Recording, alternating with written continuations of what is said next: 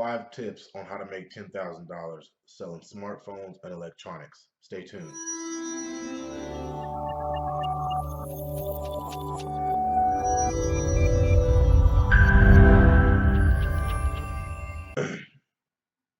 Hey, what's going on YouTube? Kyle Later, aka Smooth Flipper. And this video, I'm going to go over 5 different tips you guys can use to make $10,000 a month selling smartphones and electronics. Now, some of these tips I've went over a bit in some of my other videos, but I kind of want to give you guys just one video going over everything, so you guys don't have to, fish through all my videos to find these tips. Um, so without further ado, let's get into it. The first tip that I feel like everyone should be doing to reach $10,000 a month is to be consistent. Now, um, a lot of people who I've talked to, a lot of people in my group, tell me, they do this part time, which is cool. They have other sources of income that they have.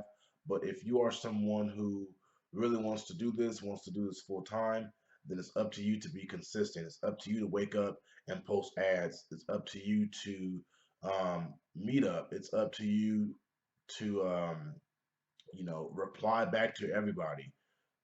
It's up to you to do all these things and to do it consistently in order to see consistent numbers. You don't want to be you don't want to be making $10,000 for one month, and the next month you only have 3,000. You only make $3,000. That's not being consistent. So when it comes to this business, consistency is key. A lot of people live in areas where there's competition. You have to be more consistent than your competition. You have to post at different times and things of that nature, but it's all about ads you're putting out. It's all about you putting multiple ads out. The more ads you put out, the more eyes see what you're offering and the more messages you get. So that's one thing I see a lot of people who aren't where they want to be in this business, and that's just being consistent. It all comes down to you. It all comes down to how bad you really want it. A lot of people mention that they really want to do this, and you kind of tell them, okay, this is what you got to do, um, and it doesn't sit right with them because they just don't have that mentality. So it's all about you and how you're consistent with it, and how um, you basically determine how much you're going to make by your consistency. So that's number one, be consistent. Number two, be smart with your money. So if you're just starting out, if you're somebody who's just starting out and you don't have much to work with, you generate enough to you have $1,000 in your account. That's great. Now, people tend to spend that money that they make on other things, not phones. If you don't have money to start with and you're trying to make this work, um, you don't want to, make $1,000 and then go ahead and spend 800 of it on stuff that you really don't need. Clothes, things for your car. When I say things for your car, I mean like, exhaust system, or things like that you don't really need. What else? What else is something else? Makeup, if you're a girl or woman, um, unnecessary makeup, things of that nature. People tend to reward themselves um, too quickly. When they reach a goal, it's good to reward yourself. It is, but do small things. Don't spend all the money you made, all the hard work you put in, just to spend it, and then you start back at square one again with $200. So that's one part of being smart with your money. Don't spend it on necessary things. And the next thing is this. If you are new to eBay, if you are new to PayPal, you got to realize that there are holes. There are holes in your account if you're new. They're gonna hold your money. It wouldn't be smart. It wouldn't be a smart business move for you to spend all of your money to sell on eBay to get the hold. Now, there are different markets you can sell on. If you want to invest, let's say you have $500. If you want to invest 250 on phones for eBay, crack screen phones, if you're not someone who fixes them, then you do that. Now, the other 250 is I'm gonna buy these phones wherever and then sell them locally. So then that keeps your cash flow rolling. You don't want to say, oh, well, I just started, but I'm on eBay has my payments on hold for 3 weeks or whatever the case may be, and now I can't buy a phone for 3 weeks. Now, see that happens to people, and that just comes down to you being smart with it. You don't invest all of your money into one thing, especially when you're getting started. Now, if you're up and running, if your eBay account is solid, um, and your feedback is good, everything is flowing, then eBay is in my opinion is the place to go because it's so fast and the turnover rate is so quick as far as how fast you get your money, how fast you can sell things, all of that. But if you're just starting out, it wouldn't be smart to go full 100% eBay because you know those holds are coming. If you're someone who can't, you can't really have those holds, you're in a position where a hold is like life or death for you as far as I gotta pay rent, I have to pay bills. Then it wouldn't be smart to knowingly invest your money in something to sell on eBay when you know the hold's coming. So if I was you guys, if I was just starting, uh, I wish I would have did this when I started half and half. If you got, like I said, $500, 250 for eBay stuff, 250 for local flips. Now, you can do local flips and make money that way. Now you're generating more money and profits with local flips. So while that money is on hold with eBay, you're making money still. You're still making money. Um, and I feel like a lot of people don't utilize, that technique enough. And then they go ahead and say, hey man, um, I sold a couple deals on eBay. Now I can't get my money, and I have no other money to invest. I'm getting messages from people who have these phones, and I don't have money to invest. So that's goes again with being smart, making good business decisions. At the end of the day, it is a business. I got to keep stressing this to everybody. This is a business. It's not a hobby. It's not something that I do on the weekends. It's a business, and you got to treat it like that. So you have to always be thinking of what's best for you, what's more beneficial for you. And if you are somebody who's just starting, um, then I suggest you go that route and do the half and half deal instead of just investing that whole 500 on eBay to sell on eBay. Um, and now your money's on hold for 3 weeks. So number two, be smart with money. Number three, I made a video about this maybe a couple weeks ago, but following up with everyone. Now, you're gonna get people you know, who message you. You try to get information about the phone, they don't reply back. You get people who message you, you give them a price. Apparently, they don't like the price, so they don't reply back. Um, and you're just gonna get people who just don't reply. Now, how do I handle that? I handle that with following up. It does not hurt to follow up. The worst thing they can do is call your name and block you. Who cares? You don't let emotions get in the middle of it. But yeah, let them block you, whatever. But just follow up with everybody. Say, hey, I'm trying to see what phone you have. Are you still interested in selling your phone? Blah blah blah. All those things you got to do to follow up with this person. Obviously be polite about it, but um, it's all about you. That goes back to number one, being consistent. Follow up with everybody. Some people just forget. I've had people who said, "Hey, I forgot to message you back. Yeah, I still have the phone. I want to sell it, and I made the deal then." So, in order to hit these high numbers, you have to follow up with everybody. You can't get 40 messages a day, uh, and then have 10 people reply back to you, and then the 30 you just let sit. You're not going to hit those high numbers doing that. You have to follow up with everybody.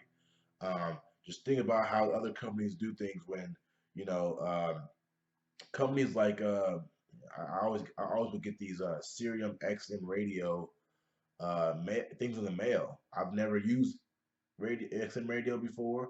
I believe I chose it on one of the websites for something that I was interested in. They've been sending me mail consistently, sending me mail, and I'm not the only one that they send this mail to. So they're a big business. They're sending mail. They're following up with people. One day I might change my mind and say, you know what? Let me try this really quick and spend my money with them. Now, the same person that you're messaging could say, you know what? Um, I just got hit with a bill. I need, 200 bucks that they're offering. Hey, man, I need to take that deal. When can we meet? Now, see, that's the good thing about following up. Things can happen. Things in life happen, and it kind of goes in your favor when people are in need of cash. It's not a positive thing on their end as far as they really need cash for something and they're willing to let their items go for a lot cheaper than what they normally would. But it's also good in your favor because you can profit off of that. So follow up with everybody, no matter what the circumstances are, no matter if you get blocked, no matter if they call you all kind of names. It's all business at the end of the day. So number three, follow up. Number four, it's very important to test new markets. Now, when I say this, I'm not saying go across the country and, if you're in California, don't go all the way to Florida to test the market. But just go to different cities. Your marketplace, your different apps have a mile radius. Try, visiting a place outside of that radius. If you're living in San Diego, go to LA for the weekend and try the market there.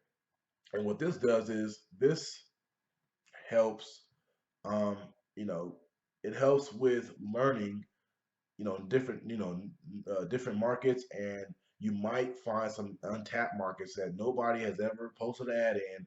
That when you get there has tons of messages. You get tons of messages from those ads you post from some place that's an hour away from you, that nobody's ever posted an ad in. They don't know about people buying phones in their area. You go there for the weekend, you pick up 10 phones because they're saying this is new. Somebody can buy my phone, and this is new to them. The market is untapped, so um, it's very important to test new markets. And then you can go ahead and, if you really wanted to, if you really was serious about it, you go ahead and say, look, I'm gonna visit this place, 3 times a month. I'll go on the weekends from Saturday, leave Sunday evening, pick up as many phones as I can, and make 1,200 bucks that weekend. So testing new markets is very important. Not everybody. You're gonna realize that when you keep consistently posting ads in your area, uh, people tend to just, like I said, scroll by them. I said this in a previous video. They're gonna scroll by them because it's so redundant to them. It's the same thing over and over again. Um, but when you, like I said, when you go into a market that that's untapped, that's never been, advertised of somebody buying phones, then you can go ahead and take advantage of that. You go there every other week. You pick up all these different phones, bring them back to your hometown, list them wherever you want to list them, and make money like that. So it's very important you test new markets. Now, the number five, the last thing that's going to help you reach that $10,000 a month goal is to just buy, buy, buy. What I mean by that, if you're somebody who's just starting, who wants to make that money fast, it's up to you to buy. You can buy whatever you want. Try not to be so picky. When I first started, I was not picky. And when you first start, it's important to not be picky. Some people are just okay. I want to buy only iPhones because I have an iPhone. I know how they work, and all that. But you're not realizing you're losing a lot of money on the Galaxies, the LG models, even those what is it? Those I don't know how to say it. I think it's called Weiwei. They sound like Hawaii, but I think they're pronounced Weiwei phones.